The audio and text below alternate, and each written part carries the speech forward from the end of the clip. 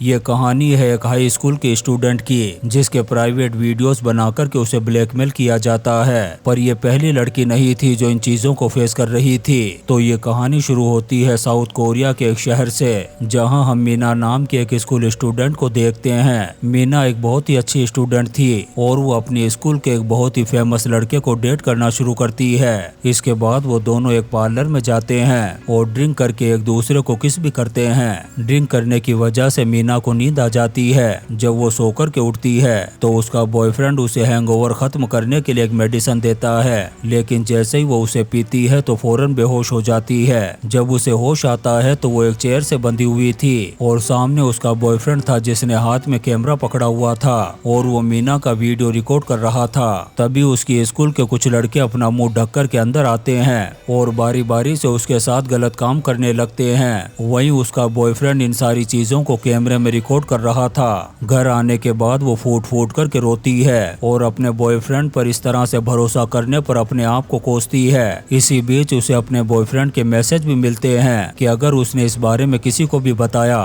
तो वो उसके इन वीडियोज को वायरल कर देगा। अब इसके बाद से जब भी मीना का बॉयफ्रेंड उससे मिलता है वो उसे फोर्स करता है अपने दोस्तों के साथ फिर से वही सब करने के लिए और दोबारा से इन सारी चीजों को रिकॉर्ड कर लेता है। और डर और बदनामी की वजह से मीना को भी उसकी बातें माननी पड़ रही थी। पर इतना सब कुछ झेलने के बाद भी वो मीना की वीडियो को मेरीनेट नाम से इंटरनेट पर लीक कर देता है और वो वीडियोज वायरल भी हो जाती है। मीना की मां पुलिस को इस बारे में कंप्लेंट कर देती है और वो केस को इन्वेस्टिगेशन कर रहे पुलिस ऑफिसर को मीना की रोते हुए की कुछ फोटोज भी दिखाती है और जल्दी ही कोई एक्शन लेने के लिए कहती है। अब वो पुलिस ऑफिसर मीना के बॉयफ्रेंड और कुछ लड़कों को अरेस्ट कर लेता है, जिससे ये न्यूज मीडिया में भी आ जाती है। इससे सभी मीडिया वाले भी पहचानने लगते हैं मीना को। अब इन चीजों से परेशान होकर के मीना की माँ उससे ये स्कूल छुड़वा कर के उसे दूसरे शहर भेज देती है।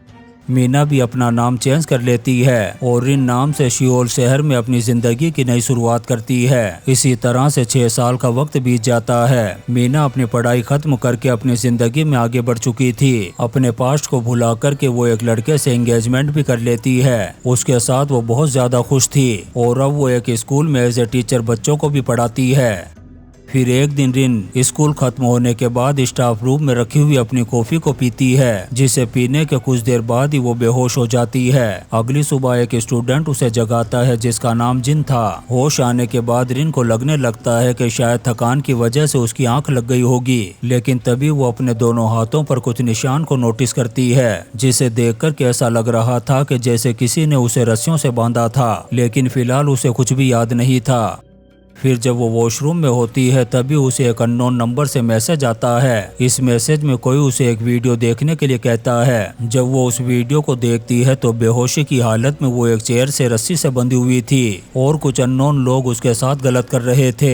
ये देख कर के उसकी आंखों से आंसू की झड़ी लग जाती है और उसे लगने लगता है कि उसका पास्ट दोबारा से वापस आ गया है, लेकिन वो इसे एक बुरा सपना समझ कर के इग्नोर कर देती है और दोबारा से ध्यान देने लगती है अपनी टीचिंग पर। फिर एक रात रिन अपने फियोंसे के पेरेंट्स के साथ एक होटल में डिनर करने के लिए आई होती है। इसी दौरान उसके फोन पर मैसेज आना शुरू हो जाते हैं। मैसेज करने वाला खुद को मास्टर बता रहा था और वो रिन से कहता है कि उसे उसके ऑर्डर्स को फॉलो करना होगा, वरना वो रिन की उस रात की फोटोज और वीडियोज इंटरनेट पर वायरल कर देगा। साथ ही वो रिन से अभी एक रिवीलिंग फोटो भी मांगता है। रिन उसी होटल के वॉशरूम में जाकर के रोते हुए अपने क्लीवेज की फोटोज भेजती है। उसे समझ में नहीं आ रहा था कि आखिर वो उस ब्लैकमेलर को कैसे रोके। अगले दिन स्कूल में स्टूडेंट्स को पढ़ाते हुए उसे मास्टर का मैसेज मिलता है। वो उसे एक काउंटडाउन भेजता है जिसके खत्म होते ही उसकी क्लास के स्टूडेंट्स को एक फोटोज मिलेगी। अब काउंटडाउन खत्म होने से पहले ही रिन पैनिक होकर के रोने लगती है और उसके सभी स्टूडेंट्स के पास एक फोटोज भी आती है, लेकिन वो फोटो रिन की नहीं बल्कि उसी की क्लास की एक स्टूडेंट सी जंग की होती है, जो उस लड़के जिन की गर्लफ्रेंड होती है और सभी उसे घूरने लगते हैं और वो अपनी बुक्स लेकर के क्लास के बाहर भाग जाती है।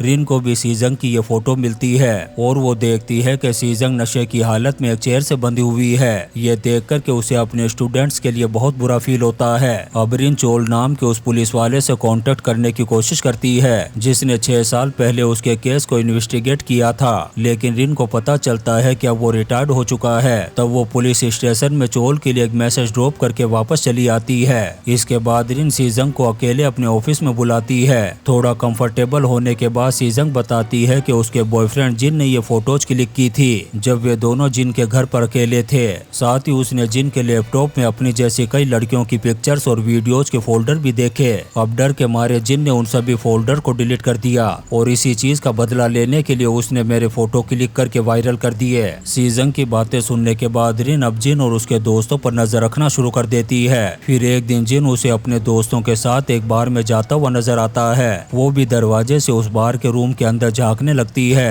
तभी जिन की नजर पड़ जाती है उस पर और वो अपने दोस्तों के साथ पीछा करना शुरू कर देता है उसका। रिन पकड़े जाने वाली थी तभी ऑफिसर चोल आ जाता है और रिन को छुपा देता है गली में। चोल जिन के एक साथी को भी पकड़ लेता है। काफी धुलाई करने के बाद भी उससे कोई खास इन्फॉर्मेशन नहीं मिलती। अगले सीन में रिन और चोल एक कॉफी हाउस में जाते हैं, लेकिन चोल को समझ नहीं आ रहा था कि आखिर वो रिन की हेल्प कैसे करे। तभी अचानक से रिन का फोन बीप करने लगता है। जब वो अपने फोन को देखती है तो उसे पैनिक अटैक आ जाता है और वो जमीन पर गिर जाती है। चोल देखता है कि पुलिस को इन्वॉल्व करने की वजह से मास्टर ने रिन की सभी वीडियोज और पिक्चर्स को इंटरनेट पर डाल दी है जिसे अब सभी देख सकते थे। अगले दिन रिन बाथरूम में डिप्रेस बैठे हुए एक ब्लेड से अपनी जान लेने के बारे में सोच रही थी। तभी उसे मास्टर का एक मैसेज मिलता है जिसमें उसने सूजंग का एक वीडियो भेजा था और एक मैसेज लिखा था कि अगर वो अपने स्टूडेंट को बचाना चाहती है तो दिए गए एड्रेस पर पहुंच जाए। रिन फौरन उस लोकेशन पर जाने के लिए निकल जाती है। रास्ते में वो चोल को भी फोन करके वहां पर आने के लिए कहती है। वहां जाकर के वो देखती है कि ये लोकेशन एक खाली पड़ी बिल्डिंग की है। जब वो अंदर जाती है तो टेबल पर उसे एक बोतल नजर आती है जिस पर उसे इसे पीने के इंस्ट्रक्शंस दिए गए थे। रिन उस दवाई को पी जाती है जिससे वो बेहोश हो जाती है। कुछ देर बाद कुछ मास्क पहने हुए लड़के उसे होश में लाते हैं। जिन कहती है कि मैं पहले से ही जानती हूँ कि तुम में से एक लड़का जिन है। फिर वो जिन का मास्क उतार देती है और उनसे अपने बदले में सीजंग को छोड़ने के लिए कहती है। तभी इस कहानी में एक ट्विस्ट आता है और हमें पता चलता है कि सीजंग इस गैंग की लीडर है और जिन ने उसे कभी भी ब्लैकमेल नहीं किया, बल्कि सीजंग ही उसे फेक केस की धमकी देकर ये सारी वीडियोज और पिक्चर्स बनाने के लिए ब्लैकमेल करती थी। सीजंग कहती है कि ऐसी वीडियोज और पिक्चर्स की इंटरनेट पर काफी ज्यादा डिमांड है और मास्टर नाम का एक अननोन हैकर इसके लिए बहुत सारा पैसा पे करता है और आज तक हम में से किसी ने भी मास्टर को नहीं देखा है। तभी चोल भी पहुंच जाता है बिल्डिंग के अंदर, लेकिन ये लोग चोल को भी पकड़ करके उसे पीटना शुरू कर देते हैं और उस पर हंसते भी हैं क्योंकि उन्हें पता है कि अब चोल कोई पुलिस वाला नहीं बल्कि एक बूढ़ा और कमजोर आदमी है। पर चोल ने यहाँ आने से पहले पुलिस को इन्फॉर्म कर दिया था और पुलिस की टीम आकर के इस बिल्डिंग को चारों तरफ से घेर लेती है और अंदर ये सभी स्टूडेंट भागने का रास्ता ढूंढने लगते हैं। पुलिस ऑफिसर चोल के हाथ खोलते हैं और रिन अपने हाथ खोल करके भागती है सीजंग के पीछे। वो टेरेस पे जाकर के उसे पकड़ लेती है और पीटना शुरू कर देती है। वो सीजंग के फोन को छीन करके पुलिस के हवाले कर देती है जिससे पुलिस वालों को मास्टर का मोबाइल नंबर मिल जाता है। पुलिस फाइनली मास्टर की लोकेशन को ढूंढ निकालती है और उसे पकड़ने के लिए उस लोकेशन पर जाने लगती है। रिन भी चोल के साथ पहुंच जाती है उस जगह पर। उस घर के अंदर एक लड़का था जो रिन को देख करके चौंक जाता है और डर के मारे रोने लगता है। चोल जब कॉल करता है मास्टर के नंबर पर तो उस लड़के के हाथ में पकड़ा हुआ फोन रिंग करने लगता है क्योंकि वही वो मास्टर होता है जो ये सब कुछ कर रहा था। दरअसल असली मास्टर इस लड़के का बाप था जो कुछ महीने पहले जेल जा चुका था, लेकिन जब इस लड़के ने देखा कि उसका फादर फोन से क्या किया करता था तब उसने भी इस काम को कंटिन्यू रखा। धीरे धीरे ये सब कुछ उसे अच्छा लगने लगा। अब इस खुलासे से रिन और सभी पुलिस वाले भी शॉक्ड हो जाते हैं। अब क्योंकि ये लड़का कम एज का था इसलिए इस पर कोई भी केस नहीं लगाया जाता बल्कि इसे सुधार गृह में भेज दिया जाता है। आखिरी सीन में रिन चोल को थैंक्स कहकर के विदा लेती है। तब चोल उसे एक चश्मा गिफ्ट देता है। दरअसल ये वो चश्मा था जो रिन स्कूल डेज में एज ए मीना पहना करती थी। और इसी सीन के साथ ये शानदार मूवी मैरियनेट खत्म हो जाती है। दोस्तों हम आपके लिए ऐसी ही इंटरेस्टिंग मूवीज एक्सप्लेन करते रहेंगे तो आप चैनल को सब्सक्राइब जरूर करें और लाइक और कमेंट्स भी करें। Thank you.